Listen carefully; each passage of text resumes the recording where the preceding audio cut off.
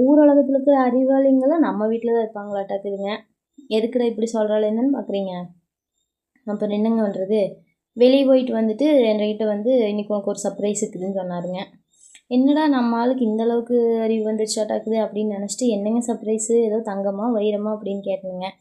தங்கம் விற்கிற வேலைக்கு அதெல்லாம் வாங்கி கொடுக்க முடியாதுன்னு சொல்லிட்டு, நீயே கண்டுபிடின்னு சொன்னாப்பிள்ளைங்க. ஏதாச்சும் க்ளூ கொடுங்க அப்படின்னு கேட்டேனுங்க. அதுக்கு அது ஒரு ஃப்ளவருன்னு சொன்னாப்பிள்ளைங்க. ஃப்ளவரா? அப்போ மல்லிகைப்பூவாக தான் இருக்குது அப்படின்னு நினச்சிட்டு, மல்லிகைப்பூவா அது நம்ம செடியிலே கிடக்குதுல்ல அப்படின்னு சொன்னேங்க. அதுக்கு மல்லிகைப்பூவெல்லாம் இல்லை, அது வந்து சமையலில் யூஸ் பண்ணுவாங்க அப்படின்னு சொன்னாப்பிள்ளைங்க. சமையலில் யூஸ் பண்ணுறேன்னா அப்போ காலிஃப்ளவராக தான் இருக்குது, நம்ம அதுக்கு காலிஃப்ளவர் குழம்பு சாப்பிட்ற ஆசை வந்துச்சாட்டக்குது அப்படின்னு நினச்சிட்டு கேட்டேங்க.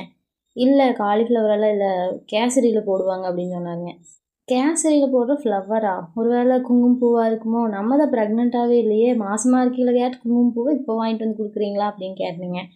அப்புறம் குங்குமப்பூவும் இல்லை அப்படின்னு சொல்லி போட்டு இந்த பைனாப்பிளை தூக்கி டன்டடை அப்படின்னு காட்டினாப்பிள்ளைங்க. அப்புறம் இது எந்த நாட்டில் இது வந்து ஃப்ளவர்னு சொல்கிறாங்க அப்படின்னு சொல்லிட்டு 2 பேர்த்துக்கும் ஒரே டிபேட்டே போச்சுங்க. ஆமாம் இது மாதிரி பூ மாதிரி தான் இருக்குது, அதனால இது பூ தான் அப்படின்னு சொல்லிட்டு இருந்தேன் அப்படிங்க. நீங்களே சொல்லுங்கள், பைனாப்பிள் வந்து ஃப்ரூட்டா இல்லை ஃப்ளவரான்னு? நீங்கள் எனக்கு சப்போர்ட் பண்ணுறீங்களா இல்லை அவருக்கு சப்போர்ட் பண்ணுறீங்களான்னு?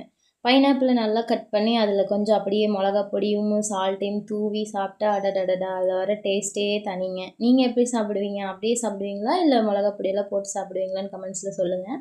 இதை கட் பண்ணி அப்படியே அவருக்கு கொஞ்சம் ஸ்நாக்ஸ் பாக்ஸில் போட்டு கொடுத்து அனுப்பி விட்டேங்க, போய் சாப்பிட்டு வாங்க அப்படின்ட்டு.